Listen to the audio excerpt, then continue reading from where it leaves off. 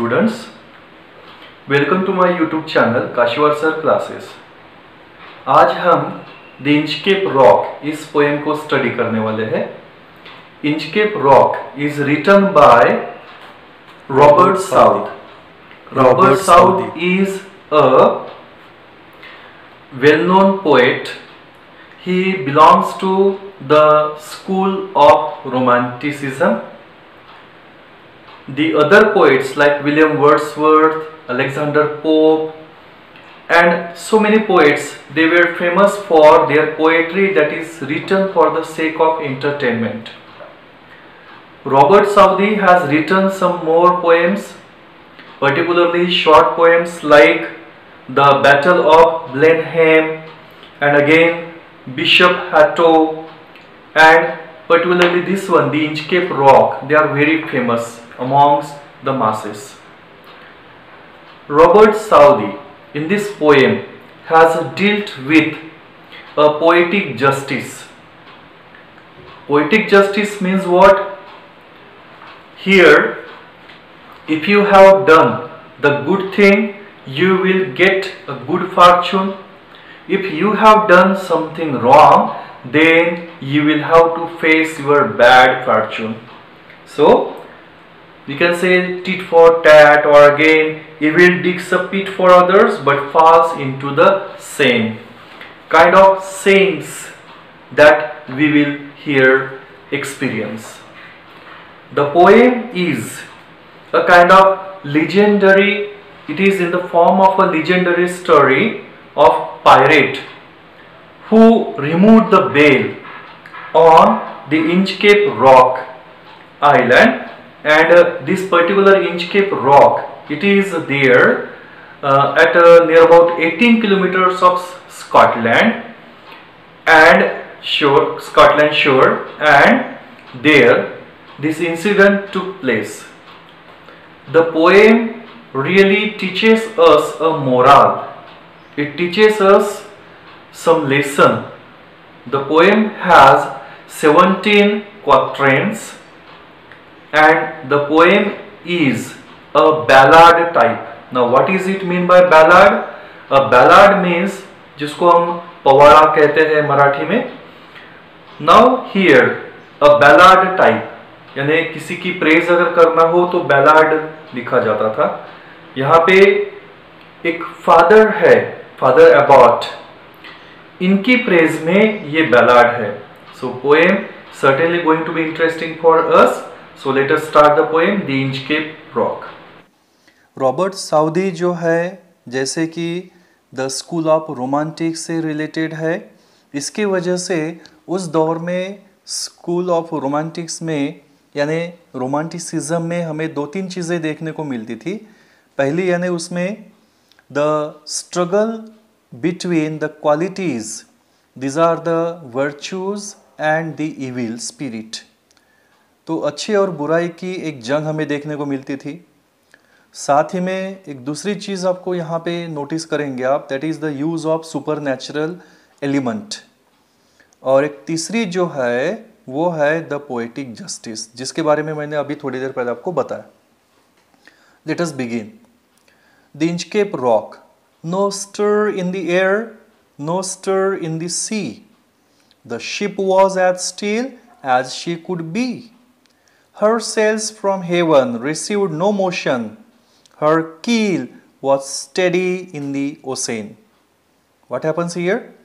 पहले के ज़माने में क्या होता था कि जो शिप जो होती थी, वो शिप को ऊंचे ऊंचे ऐसे लकड़ी के जार्स हुआ करते थे, लकड़ी के ऊंचे बांस के ऐसे सेटिंग्स हुआ करती थी. फिर उसको कपड़ा बांध के रखा हुआ होता था. उस कपड़े में हवा आती थी, हवा जमा होती थी, जिसके फोर्स से वो शिप मूव करती थी अपनी जगह से. यहाँ पे वो बोल रहे कि no steer in the air, यानी स्टीयर यानी यहाँ पे moment. There is no moment in the air, साथ ही में there is no moment in the sea. The ship was as still as she could be. जैसे स्टेबल हो सकती है ऐसे स्टेबल वो शिप वहाँ पे थी. Her sails from heaven received no motion, यानी फ्रॉम हेवन, हेवन का मतलब है यहाँ पे आसमान, तो आसमान से भी कोई मूवमेंट नहीं थी, आकाश में भी कोई मूवमेंट नहीं थी, यानी कोई गरजना नहीं, कुछ बरसना नहीं, सब स्काई भी एकदम शांत था। इसलिए हर कील was steady in the ocean, इसलिए उसका कील जो था जहाँ पे वो कपड़ा बांस वगैरह जो बंधा हुआ रहता है, और एक मोमेंट, एक वैक्यूम क्रिएट करने की कोशिश की जाती है, वहाँ पे एयर का फोर्स अप्लाई करके वहाँ पे शिप को घुमाने की कोशिश की जाती है, तो वो कील it was also steady in the ocean.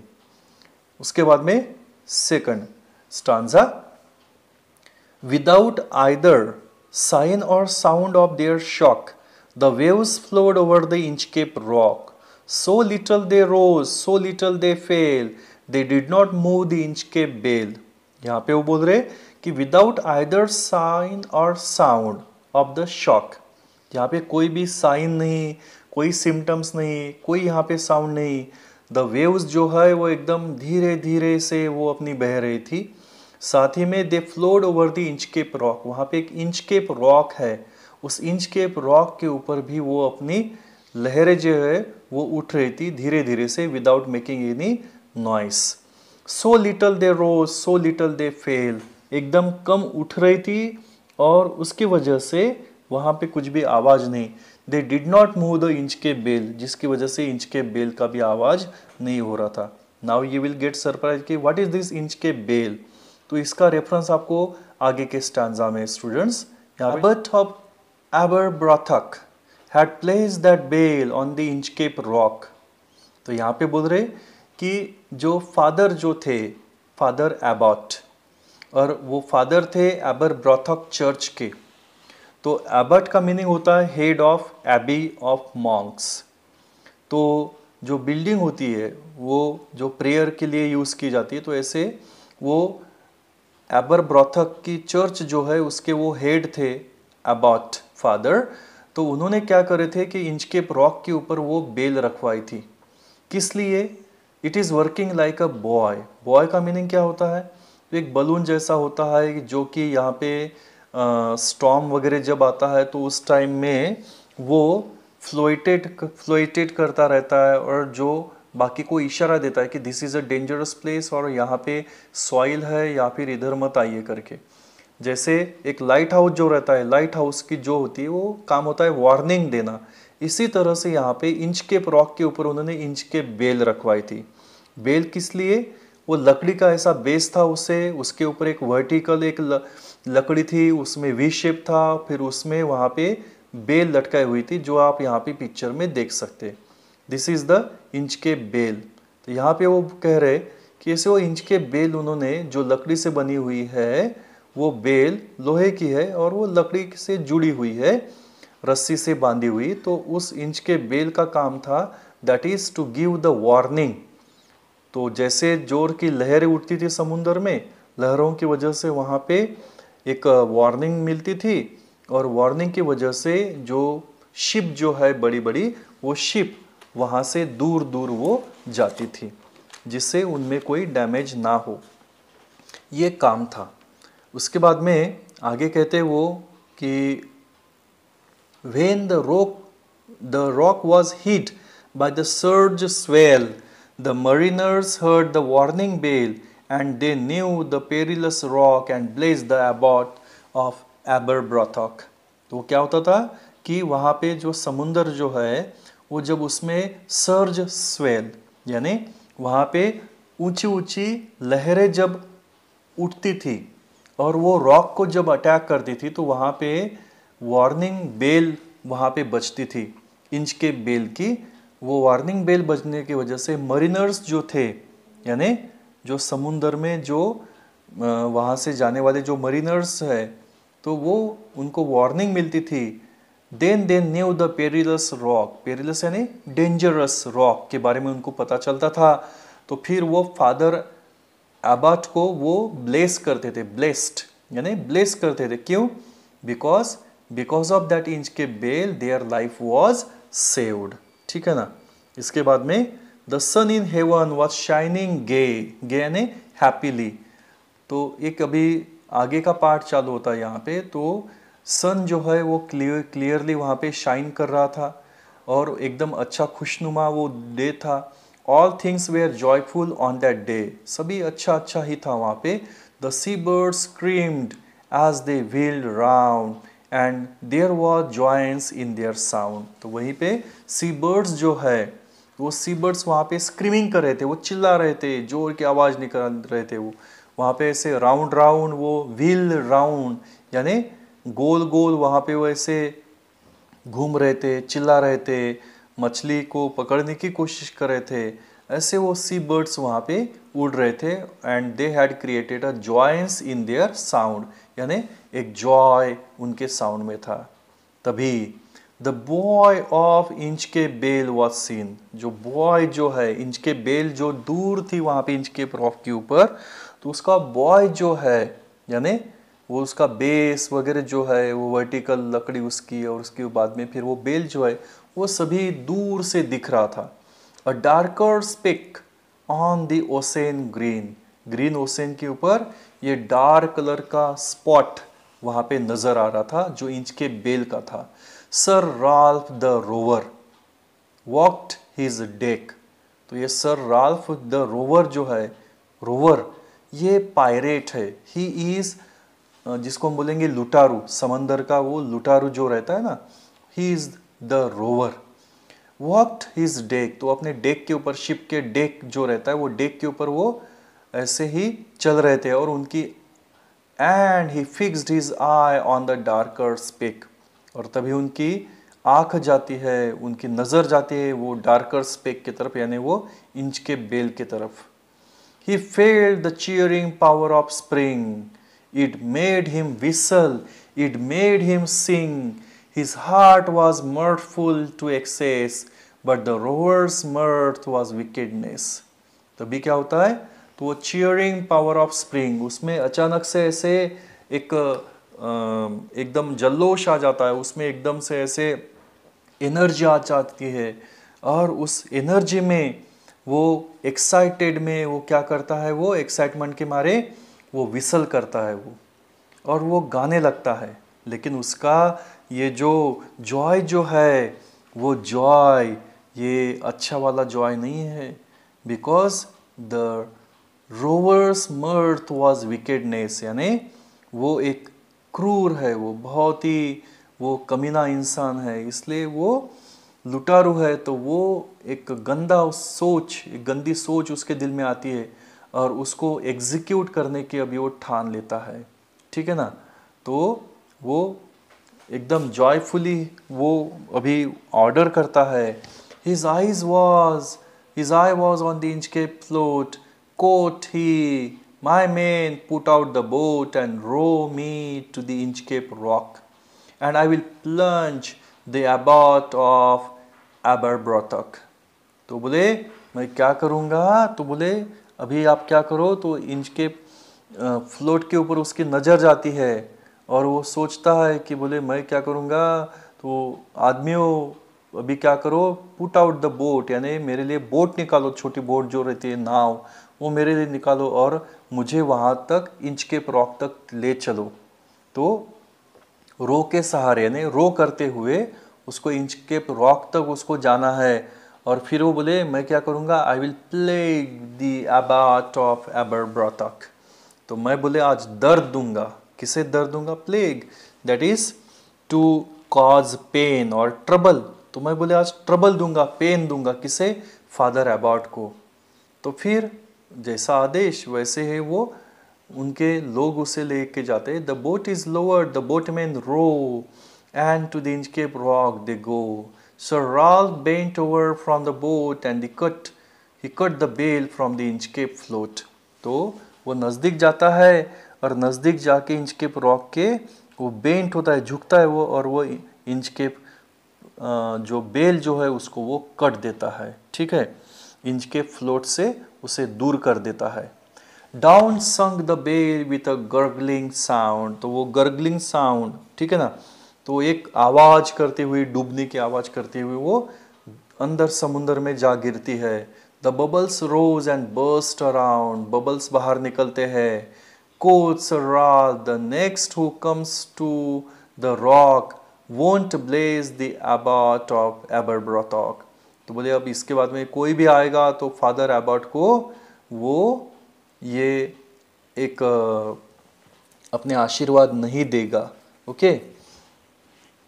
Sir Ralph the rower sailed away. He scoured the seas for many a day।